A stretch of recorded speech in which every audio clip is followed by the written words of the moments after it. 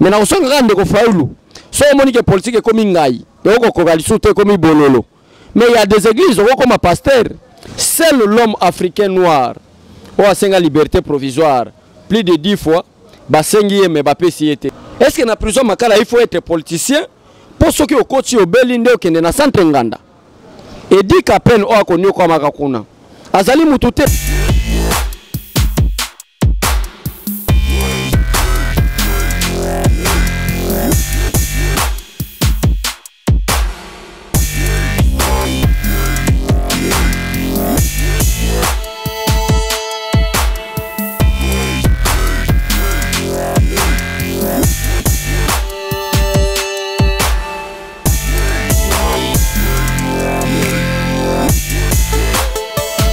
Bonjour peuple congolais, bandeko nyoso bozolanda biso na Ronsi News, bandeko nyoso bayebi biso déjà na ba chaîne otouti otangela bino, ezamba la liboso teto leka, mais eza information mo tozu yango na kati ya précipitation, lokola bandeko ya Ronsi News bazalaki prêt ya kozwango pona kokebisa nanu bandeko ba kosala na appareil judiciaire na affaire Vital Kamerhe.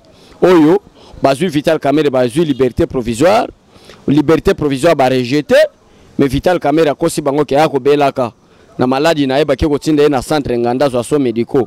Chaque jour tongo ekotana ka zo semisaka maladie pour aumela kuna balo bake batika ya za malade. Ça ne passera pas comme ça. Wana ilema liboso tolingi to sona bino. Ilema mi balé tolingi to kebisa ndeko Martin Fayulu na déclaration basali na Ngoyi na Théodore Ngoyi. O azali muto FCC, on ne comprend plus. Est-ce que Fayulu est dit FCC ou il est réellement opposant?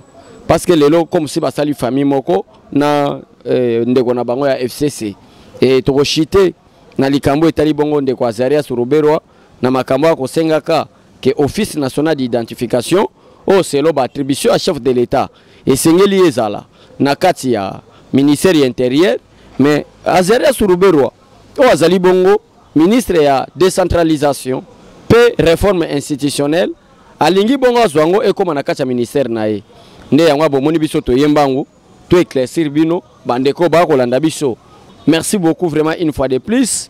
Merci na ba internaute na biso. Merci na bandeko nyoso balinga biso partout dans le monde na confiance pour pesaka à cause de l'information, à cause d'éclairer l'opinion publique. Yango bozomona na lombango to leki na ba chaîne na bino pour te total sabino information yamboka ndenge okokende. Seul l'homme africain noir ou a senga liberté provisoire plus de 10 fois basengi me bapesi été, c'est Vital Kamerhe. Donc depuis que le monde a senga ba liberté provisoire 10 fois, depuis dossier eza na parquet à Matete. Parquet à Matete amemi yango na tribunal ya grande instance ya Gombe. Ba condamné ye na tribunal ya grande instance ya Gombe. Mais yambote ba condamné ye président ya tribunal ya grande instance ya Gombe akufi ba changer mususu.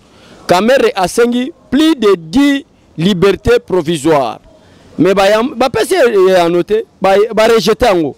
Wana biso to lingito lobelate ba 10 liberté provisoire na e mais to lingito informé pour na bano ba ko salaka dissertation examen d'état.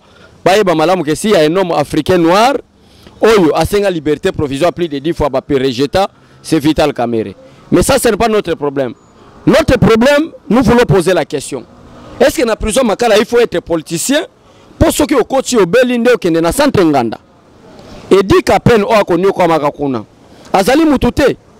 Peuple congolais et dit qu'à peine asali 15 ans, plus de 18 ans na boloko. Plus de 18 ans, je répète, na boloko. Na likambo batu bako lobaka ki aza inonsa po muto aboma Laurent Désiré Kabila balube azaba kota affaire makinga kati. Mais bako lobaka ke et dit qu'à peine abomaye. Atikala ko senga liberté provisoire te, atikala pe kokosa maladie te. Mais comment c'est possible muto aza détourneur ya peuple congolais? Muto a détourné mbongo ba maison préfabriquée. Muto a détourné mbongo ya baso de mouton. Muto a bomi peuple congolais na nzala mbongo ba congolais apesi leki ya mwasi na apesi mwasi na ye. Peut-être bazala ba millionnaire. Lelo yo akosenga ga liberté provisoire ba boyi, maintenant komi ko aza malade na centre nganda. Mais c'est le procureur. Mais c'est le ministère public. Il est grand temps ya kende ko zwa mutu na bino détourner na bino azonga na boloko. Parce que déjà docteur na lobaki que santé bandi ko se rétablir tina aumela na centre nganda ezate mais to comme comprendre comme ba jeune aye peut être chef de l'état yo que les mawa ba pèse les mesures à grâce présidentielle ba le ba ki ba libérer Kamere ne sera jamais libéré parce que ayaki une intention à mabe ndeto sengi na monsieur le procureur ko landela dossier na makasi awa bino boko tika kai que akende na centre nganda est-ce que botie sécurité malamu to boy lobi makambo ye ndenge yela ki Delphin Kayimbi oh boy wana to lingate to lingite lobi makambo ya oh boy ndenge boko tika kai na centre nganda bozo ape sécurité ya malamu botie la ye po to lingi ba polémique te to perdre batebele na mboka na biso to na posta ko garder ba fait vital Kamere ba ku fate ba sala boloko na ba malamu mais to lingi te parce que makambo na Congo ko maka tango ba ko bengi sa Delphin Kayimbi Delphin Kayimbi yaka pourquoi tchaki numéro président de la République à l'écoute na tongo nango Delphin Kayimbi akofi awa Kamere yo boboy liberté provisoire boboy ko pesa liberté provisoire yango to lobi na bana kela so ba ko sala examen d'état ce que yé question boy ba que c'est l'homme africain et congolais a 5 liberté plus de 10 fois baboy ko pesa c'est vital Kamere mais notre problème est que asili sa musala na ye azonga boloko docteur na lobi ki azamalamu azonga boloko pour la sécurité na ye pour la protection na ye toko banga te ki akokima parce que tozana service à migration ba ko batela ka ba frontière malamu akokima te mais toko senga pour la sécurité na ye akendo fanda bisika ba prisonnier bazalaka na hôpital te parce que l'hôpital batonga pe hôpital na prison batonga pe hôpital o ba prisonnier ba kozala et sika neza na prison makala na centre ya rééducation pour ba kende ko rééduquer Kamere aye ba que l'argent destiné aux Congolais c'est pour les Congolais et non pour détourner wana ezaki élément na biso ya miba ya liboso élément mibale monsieur Fayulu Félix Tshisekedi t'a donné toute sa confiance Félix Tshisekedi azarasiraki que na opposition biso to ko bundaka yo Vital Kam yo Martin Fayulu za peut-être ndeko na ye na lobi peut-être mais on a compris na début on bandi ko réclamer vérité des îles mais toza ko yeba te vérité des îles ko réclamer ozaki na ngambo nini lelo kopo yango RVC et kotali sabiso que no yo za muta FCC parce que Théodore Ngoyi azali nde muta Kabila Théodore Ngoyi azali muta FCC tango Théodore Ngoyi akomi ko zwa maloba na yo donc bokomi ko former bloc peut bolo ba ete bokomi na bata FCC mais Félix Tshisekedi akozala jamais zabati na ozala ka kombati ne boko combattre wana me boko ka ete mais na osonga ngande ko Fayulu so monique politique komi ngai boko ko kalisute komi bololo mais il y a des églises comme un pasteur d'ailleurs nenge na komona na vision nzamba pesa ka bato na komona ki osa politicien te na komona ko za la meilleure danseur ko bossa na te olinga obina ki obina mabina na kitoko oyo zaki na Sainte Thérèse na lipasa na Adolphe Muzitu ne ko bina ndombolo ya vérité des îles bato pesa ki komba album na yo bon côté danse obina kana yo bien côté mabina loyembo mais la politique eza ayote ngana oyebi soka ndeko Fayulu il est grand temps choisir soit aller kokende l'église aux à la lecteur ya liloba nzambe nzamba ko yokelo mawa ou soit to sala musala no malamu ya danseur ou soit chanteur politique ezali ayote lelo tala ndenge o RVC cop bato ebele bakomi ko yeba ke no yo ozali ndende kwa Kabila yo ozali ko sala ba jeune Kabila biso bo fini biso que tozali na coalition or que coalition na biso to kenda ki eza conformément à la constitution à son article 78 où le président de la République la constitution lui impose de nommer le premier ministre ainsi que les membres du gouvernement au sein de la majorité parlementaire mais tala lelo ba jeune ayo komi ko sala pona ko yebisa peuple congolais il est grand temps ya ko sala fort confiance na président de la République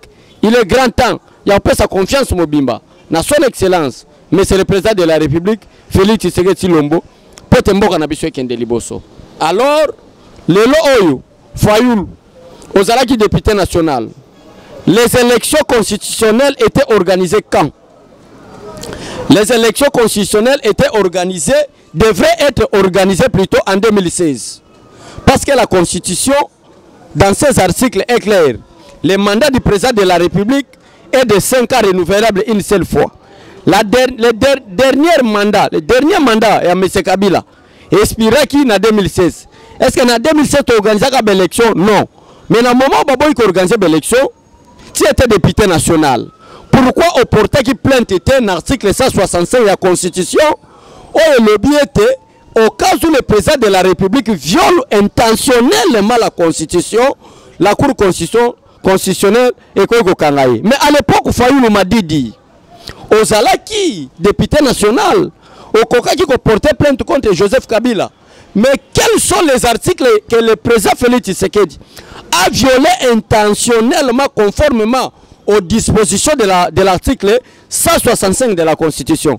Mais le lot que Sangana, Nandoki, Théodore Ngoyi, peut-être, au sein de la déclaration, Moko Bank sa peuple qui est acquisé chef de l'État. Il faut que nous Makasi. Nous avons un leadership. Nous avons un charisme politique. Mais nous avons comme président de la République. Et c'est nous comme président de la République. Peut-être que gérer Moko, c'est nous avons dirigé Moko pour nous avoir un charisme, nous avons un maillot, nous avons la compétence à l'école. Nous avons une compétence comme président de la République. Nous avons une meeting, mais les gens ont réclamé aux président de la République. Mais ça c'est ma dernière fois dans le bureau calmement. À la prochaine fois, nous sommes salis sur erreur. Nous avons un missile non conventionnel pour nous frapper sérieusement. Merci beaucoup. On a un deuxième élément. Mais pour chuter les problèmes et les problèmes de Banyamulenge, peuple congolais, Félix Tshisekedi a quitté à niveau à Londres. Attends ici, les Congolais, parce qu'il y a une complicité, il y a une collaboration entre les autorités congolaises et les autorités rwandaises. Ils sont mafieux, ils sont balkanisés partie est de la République démocratique du Congo. Le cas de Banyamulenge est reconnu dans la République démocratique du Congo. Au moment où le président de la République a quitté Nakati, il y a Londres, Batubagangi, qui Félix Tshisekedi a sali déclaration que Banyamulenge est congolais. Mais là, vous donnez raison, mais c'est le président de la République qui a besoin de Banyamulenge pour éviter la balkanisation dans la République démocratique du Congo. Tala leloyo. Félix Tshisekedi alingi a valorisé au NIP. Au NIP elingi koloba Office national d'identification de la population. Bisika au peuple congolais a une carte d'identité naï. Lelo binomo bomoni Félix Tshisekedi abimisi yango sikoyo batu bakomi ko banga bazera suruberwa batu bakomi ko lela o Félix Tshisekedi azaria surubero akomi kolela nini akomi kolela ndenge nini batu bakomi balingi bakomi sa office national na dépendance ya ministère ya décentralisation. Or selon la loi fixant les attributions des différents ministères et précis au NIP office national d'identification de la population aux attributions du ministère de l'Intérieur. Mais pourquoi Azaria a commis qu'on palpiter pour comprendre à solo été dès que l'identification congolais est bima, qui est congolais qui n'est pas congolais. Et ça dit pour nous bomba batute. Mais l'essentiel pour nous koyeba. Est-ce que Azaria Surbero est congolais ou est congolais parce que carte d'identité ba PC. Est-ce que Aza congolais te Aza congolais te ba tous les questions Aza congolais te o ko comme vice-président de la République n'amboko pour quelle raison. Ndé ngone sali crainte sali ba baise conflit. Mais heureusement ministère de l'Intérieur a déposé plainte dans la Cour de cassation, va interpeller, va départager déjà. Le NIP reste dans la dépendance du ministère de l'Intérieur. Que Dieu bénisse la République démocratique du Congo. Que Dieu bénisse le président de la République démocratique du Congo. Je cite son Excellence Félix Tshisekedi Tshilombo, na sagesse, pas intelligence, aux Zambia PCA, peut gérer Mboka Malamu, balkanisation et salimate. Tala leloyo. Mboke bongi. Tala leloyo. Ata peuple bazo comprendre te. Mais na yebi malamu une année 2 mois après, batu bako changer balubi que non Félix Tshisekedi était vraiment le Salomon du Congo. Merci beaucoup bandeko nyoso balandaka biso. Ce n'est pas pour la première fois. Bon mon atoleka na Esha News ou soit na Ronsi News.